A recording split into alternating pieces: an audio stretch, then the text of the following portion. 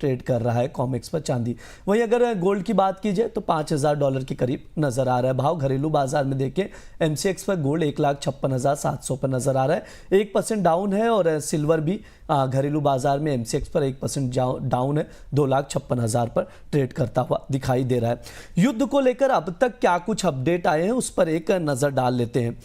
देखो, अमेरिका और ईरान के बीच युद्ध तो चल रहा है, लगातार चल रहा है। अमेरिका ने पहले कहा कि स्ट्रेट ऑफ होर्मुज का रास्ता हम अकेले संभाल लेंगे और खुलवा भी लेंगे, लेकिन अब 7 देशों से मदद मांग रहे हैं। कहना यह है कि यह मार्ग सभी देशों के लिए इंपॉर्टेंट है, तो अमेरिका अकेले जिम्मेदारी क्यों उठाए। आपको बता दो 7 देशों से बातचीत चल रही है, स्ट्रेट ऑफ होर्मुज की सुरक्षा के लिए मदद मांगी गई है। और साथ ही कहा गया है अमेरिका की ओर से कि यहां पर ये देश भी वॉरशिप भेजेंगे। चीन ने दबाव के बीच देखा जाए तो झुकने से इनकार कर दिया है। वार्तालाप की बातचीत चल रही है उसमें भी बहुत ज़्यादा पॉजिटिव संकेत नहीं मिल रहे हैं। स्ट्रेट ऑफ होर्मुज बंद चल रहा है और इसके अलावा जो खार्ग आइलैंड है, जो ईरान का सबसे इम्पॉर्टेंट मार्ग कह सकते हो, वहाँ ऑयल स्टोरेज क्षमता भी है, वहाँ पर अमेरिका लगातार अटैक कर रहा है, जिसकी वजह से अनसर्टेनिटी का माहौल और बढ़ गया। ब्रेंट क्रूड हम लोग देख भी रहे हैं $100 के ऊपर ट्रेड कर रहा है। खार्ग द्वीप कितना महत्वपूर्ण है उस पर भी एक आप लोग नज़र डाल सकते हैं, स्क्रीन पर देख सकते हैं। यहाँ जब युद्ध शुरू हुआ तो ईरान ने क्या किया, खार्ग द्वीप के रास्ते से ऑयल एक्सपोर्ट करना शुरू कर दिया। जो आंकड़े बता रहे हैं वो ये है कि लगभग $13 मिलियन के आसपास के क्रूड ऑयल यहाँ से एक्सपोर्ट किए गए।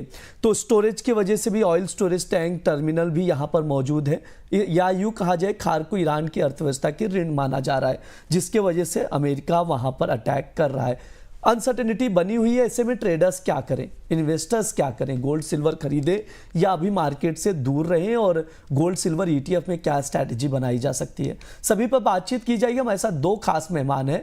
पृथ्वी फिनमार्ट के डायरेक्टर और कमोडिटी एंड करेंसी के research head Manoj Kumar Jain ji, Kotak securities के head of commodity and currency research Anand Banerjee. Sir, आप दोनों का बहुत बहुत स्वागत है सर द बोनस में। हाँ, नमस्कार। मनोज सर, आपसे शुरुआत करना चाहूंगा। अनसर्टेनिटी बनी हुई है, क्रूड के प्राइसेस में उछाल देखने को मिल रहा है, लेकिन पूरे बुलियन मार्केट पर प्रेशर बना हुआ है। सर नमस्कार ब्रिज जी, बिल्कुल जिस तरह से आपने काफी जो फंडामेंटल्स का जिक्र किया शो के शुरुआत में, सबसे बड़ा जो अहम कारण हम कह सकते हैं कि वो कच्चा तेल ही है। जब से वॉर शुरू हुआ है उसके बाद से हम देख रहे हैं कि जो स्ट्रेट ऑफ होर्मुज है वहां से सप्लाई के कंसर्न्स लगातार बने हुए हैं, और उसी के चलते हमने मार्च में कच्चे तेल की कीमतों को $120 प्रति बैरल तक भी जाते हुए देखा, और अभी भी कीमतें जो है वो $100 के करीब वहां पे लगातार बनी हुई है। जब तक यहाँ पे जो सप्लाई कंसर्न है वो ईज नहीं होते हैं, कच्चे तेल की कीमतें एलिवेटेड लेवल पे बनी रह सकती है। और उसी के चलते हम देख रहे हैं कि अब यहाँ पे जो है ग्लोबल इन्फ्लेशन बढ़ने की चिंताएं लगातार उभरती हुई नजर आई है, और उसके चलते जो ग्लोबल ग्रोथ के अनुमान है अब वो यहाँ पे घटाए जा रहे हैं। साथ ही जो ग्लोबल सेंट्रल बैंक है जिनकी तरफ से वहां पे मॉनेटरी ईजिंग लगातार जारी थी, अब ये संभावना बन रही है कि वहां से ब्याज दरों में जो कटौती है वो रुकती हुई नजर आएगी, और अगर कच्चे तेल की कीमतें लंबे समय तक ऊपरी स्तरों पर बनी रहती है तो शायद वहां पे कुछ जो सेंट्रल बैंक है वो ब्याज दरों में वर्ष के दरमियान बढ़ोतरी भी कर सकते हैं।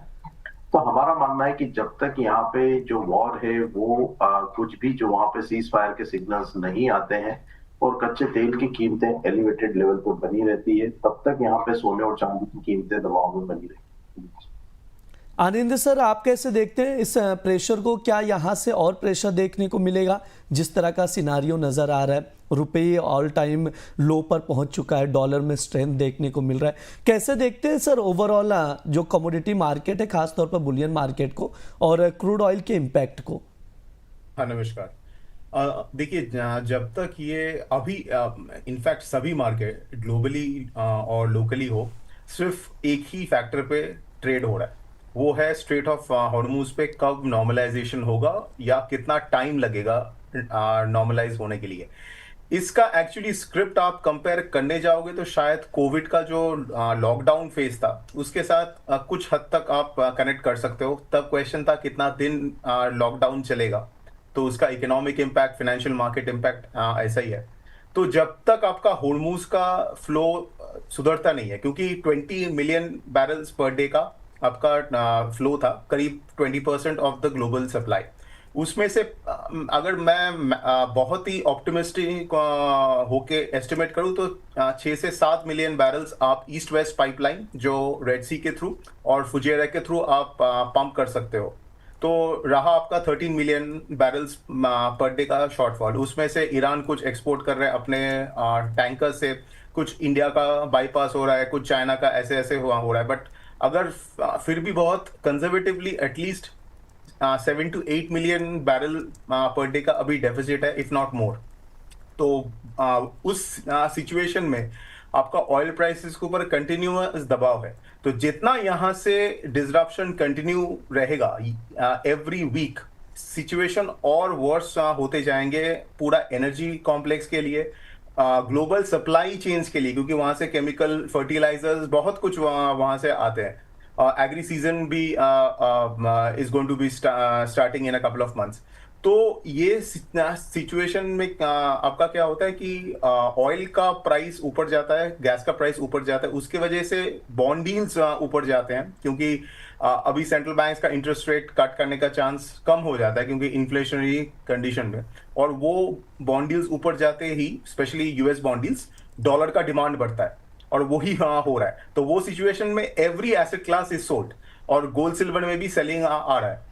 बट एक चीज है कि गोल्ड ऐसा इंस्ट्रूमेंट है कि फाइनली एक लेवल आएगा जहां पे उसमें नेचुरली एक डिमांड आएगा बिकॉज ऑफ जियोपॉलिटिकल टेंशन और ये इन्फ्लेशन सिचुएशन। तो ये बोलना बहुत मुश्किल है किस लेवल से वो डिमांड आएगा, बट इन्वेस्टर को यही जो डिप्स है इसको एक्यूमुलेट करना चाहिए, क्योंकि अचानक ऐसा फेज आ सकता है कि अचानक गोल्ड कैन स्टार्ट रैलिंग।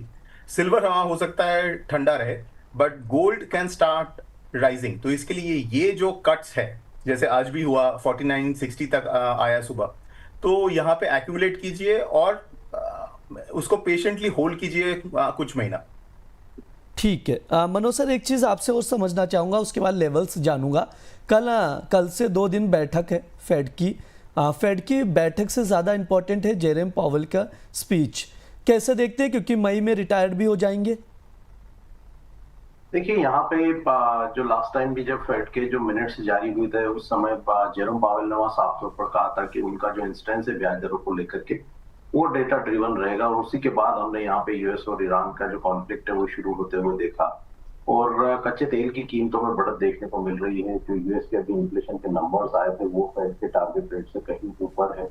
तो हमें नहीं लगता कि यहाँ पे ब्याज दरों में कोई कटौती यूएस फेड इस मॉनेटरी पॉलिसी मीटिंग में करेगा, हालांकि यूएस प्रेसिडेंट लगातार वहां पे दबाव बनाए हैं।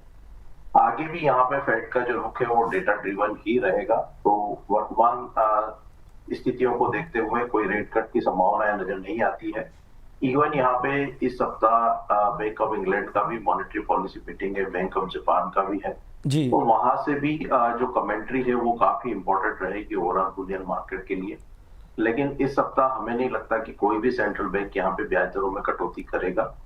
बस उनके जो स्टेटमेंट है वो काफी अहमियत रखेंगे कि वहां पे आगे उनका डायरेक्शन जो है वो इन्फ्लेशन को लेकर के क्या रहता है। सर, कोई तो मेजर इम्पैक्ट पड़ेगा क्या बुलियन मार्केट पे? मार्केट ऑलरेडी यहाँ पे जो ब्याज दरों में कटौती की संभावनाओं को कमजोर मानते हुए ऑलरेडी उस फैक्टर को डिस्काउंट करते हुए चल रहे हैं जी। अब यहाँ पे अगर कमेंट्री में कोई ज्यादा नेगेटिव कमेंट्स नहीं आते हैं तो फिर मार्केट यहाँ पे स्थिरता दिखा सकता है। ओके सर, लेवल्स भी बता दीजिए कि गोल्ड के क्या कुछ इंपॉर्टेंट लेवल्स हैं ट्रेडर्स के लिहाज से। अभी हम लोग देख रहे हैं गोल्ड एमसीएक्स पर 1,56,500 पर ट्रेड कर रहा है, कॉमेक्स पर $5,000 पर बना हुआ है, उससे नीचे भी आने की संभावना। मॉर्निंग के सेशन में थोड़ा सा डिप भी आया था, हालांकि अभी भी $5,000 पर बना हुआ है। सर, कैसे देखते हैं कौन कौन से लेवल्स इंपॉर्टेंट हैं ट्रेडर्स के लिहाज से? अभी इमीडिएटली अगर ब्रिज जी बात करें तो आज हमने $5,000 के नीचे गोल्ड को फिसलते हुए देखा था, तो 4940 का जो लेवल है वो यहाँ पे काफी अहम लेवल रहेगा। उस लिहाज से भारतीय बाजारों में 1,54,000 के जो स्तर है वो काफी यहाँ पे इंपॉर्टेंट रहेंगे। 54,800 से 54,000 की जो रेंज। वहीं अगर ऊपर की तरफ हम बात करें तो यहाँ पे 5110 जो है 5,110 का लेवल एक वहां पे एक स्टिफ रेजिस्टेंस के रूप में देखने को मिलेगा। उस लिहाज से 1,59,100 से यहाँ पे 1,58,500 का जो दायरा है वो एक रेजिस्टेंस जोन रहेगा। 159-100 के ऊपर अगर कीमतें सस्टेन होना शुरू करेगी तो फिर वहां पे जो है थोड़ी बाइंग जो है देखने को मिल सकती है। तो ब्रॉडर रेंज यहाँ पे 4,940 $5,110 के भी यहाँ पे नजर आती है और उस दायरे में जो है मार्केट बना रहे। सर कोई ट्रेडिंग कॉल भी है गोल्ड का? मेरा मानना है कि यहाँ पे अगर निवेशक है तो डिप्स में एक्यूमुलेट करने की सलाह रहेगी। ट्रेडर्स बेहतर है कि ये रेंज में प्ले कर सकते हैं। बिकवाली की सलाह नहीं रहेगी क्योंकि हम ऑलरेडी देख रहे हैं कि मार्केट काफी यहाँ पे जो है करेक्ट हो चुका है ऊपरी स्तरों से। तो बेहतर है कि यहाँ पे शॉर्ट सेल अवॉइड करें और जो निवेशक है वो यहाँ पे डिप्स में एक्यूमुलेट कर सकते। ओके आनंद सर, आपका क्या व्यू है गोल्ड को लेकर और कैसे देखते हैं कल के फेड की बैठक को और तमाम सिनारियों को गोल्ड के लिए? देखिए, जब तक ऑयल प्राइसेस ईज नहीं हो रहे हैं तब तक फेडरल रिजर्व का वहां से कोई तो कमेंटरी नहीं आएगा जो इंटरेस्ट रेट कट के तरफ इंडिकेट करेगा। और यूएस बॉन्ड मार्केट क्लियरली अभी इंडिकेट कर रहा है कि ये साल अगर ऑयल प्राइसेस यहाँ पे रहा, वो सबसे बड़ा इंपॉर्टेंट फैक्टर है।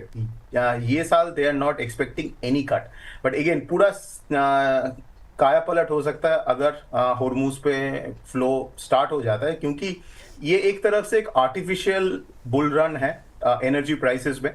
तो होर्मुज एक ही फैक्टर के ऊपर पूरा बुल रन डिपेंडेंट है। तो जिस दिन होर्मुज में नॉर्मलाइज हुआ, आपका ऑयल प्राइस विल क्रैश। सो वो सिचुएशन में गोल्ड सिल्वर में बहुत बड़ा तेजी आएगा, क्योंकि यूएस इकोनॉमी का जो हालत है अब वहां पे क्रेडिट क्राइसिस आप देख रहे हो कैसे बढ़ रहा है। एक के बाद एक major fund from BlackRock, JP Morgan, Morgan Stanley, एक के बाद अपना जो प्राइवेट इक्विटी फंड्स है वो रिडेम्पशन को हॉल्ट कर रहे हैं। तो यूएस इकोनॉमी का तो हालत खराब ही है और ये ऑयल शॉक के वजह से और खराब होगा। तो ये जैसे ही क्राइसिस पास होगा, जो नया गवर्नर आएगा वॉल्श, उनके ऊपर एक ही मैंडेट रहेगा कि जितना जल्दी हो सके स्टिमुलेट करे इकोनॉमी। ट्रम्प भी करेगा क्योंकि इलेक्शन है नवंबर में। तो उस सिचुएशन में शायद from second half of this calendar year आपको हो सकता है बड़ा तेजी दिखे गोल्ड सिल्वर में। तो इसके लिए अभी ये जो डिप्स है वो जैसे आज 49.70 तक ये आया था, बट ऐसे कोई सपोर्ट लेवल इसमें है नहीं टिल 49.20 और आपका 48.50। अगर मैं MCX में बोलूं तो फिर इसका एक हल्का सा एक सपोर्ट है 1,55,000 के आसपास सोना में। बट अगर बहुत बड़ा सेल ऑफ हुआ तो 1,52,000 तक भी जा सकता है। बट यहाँ पे ये सब जो कट्स है ये टेम्पररी है, इसको एक्यूमुलेट करना चाहिए, क्योंकि जैसे मैंने पहले बताया ये जो पूरा बुल रन है ऑयल में ये आर्टिफिशियल है। तो ये ज्यादा ट्रेडर्स क्या करें? ट्रेडर्स इस वक्त ट्रेडर्स के लिए इंट्राडे में अभी भी सेलिंग प्रेशर ही है। तो इसलिए मैं बोलूंगा कि आपको अगर सेल ऑन राइज करना है तो वेट कीजिए for a pull back towards 1,58,000 के आसपास। तो फिर वहां पे आप शॉर्ट कर सकते हो। बट इंट्राडे में अभी तक कोई इंडिकेशन नहीं है कि बॉटम हो गया।